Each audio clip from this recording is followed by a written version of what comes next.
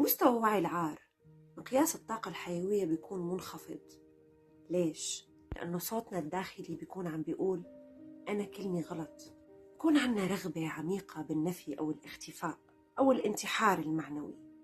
بالأزمات العاطفية بيظهر مستوى وعي العار لما منحس بأننا منبوذين متروكين وما لنا كفاية. لهيك منشوف الناس اللي عايشة بهذا المستوى بتكون قاسية مع نفسها ومع الآخرين، لأنه بيكون عندها إحساس عميق بكره الذات والذل. لهذا السبب منجذب لحالنا الشخص المهين والمسيء في الخارج بقدر إحساسنا بالذل الداخلي. مستوى وعي الذنب بطاقة حيوية منخفضة بيكون صوتنا الداخلي عم بيقول أنا عملت شيء خطأ، أنا أفعالي خاطئة، شكلي فيه شيء خطأ، سلوكي خاطئ، اللي عم بعمله مو ظابط. هون الشعور بيكون موجه نحو الذات والفعل سوا. الصدمة يلي قلائل اللي بيعترفوا فيها إنه بهذا المستوى من الوعي نجذب لحالنا العقاب ومنتمناه على شكل حوادث، إهانات، خسارات وعرقلة.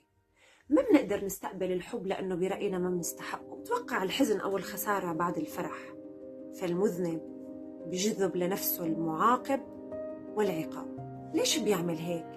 لأنه اللي عايش بمستوى وعي الذنب ومخزن باللاوعي هذا الشعور بيكون عم يدفع اللاوعي تبعه ليدور على مبرر خارجي لهذا الإحساس بالذنب، والمثيل يجذب مثيله. هلأ كيف بدكم تعرفوا إذا أنتم شايلين إحساس بالذنب؟ عند أول تقدم، أي تغيير، أي قرار نحو الأمام، رح تحسوا بتعب بجسمكم، في شي بده يرجعكم لورا. تكونوا مستعدين تبذلوا مجهود وتعطوا أكتر من إنكم تستقبلوا. بتكون الشخص اللي بيتخجل كتير وبيتعاطف كتير وبيتورط بمشاكل وقصص الناس وبيعتبرهم قصته، نسيان إنه مو مسؤوليته، بس هو بيصر إنه يتحملها. تحتاج لشخص معك لأنه ما بتقدر تعمل شي لحالك. علاقتك الروحية مع ربنا بتكون قائمة على الشعائر والطقوس الفارغة من الحركة الداخلية، لأنك متوقع النار، متوقع العقاب. قادر أي شخص بالعالم إنه يتهمك، واحتمال كتير كبير تصدق لأنك مليء بالإحساس بالذنب، فسهل استثارته بداخله. فالعار هو أداة للسيطرة على المجتمعات والتلاعب فيها، والذنب هو أداة العقل الجمعي ليتلاعب فينا ويوهمنا بأننا صالحين.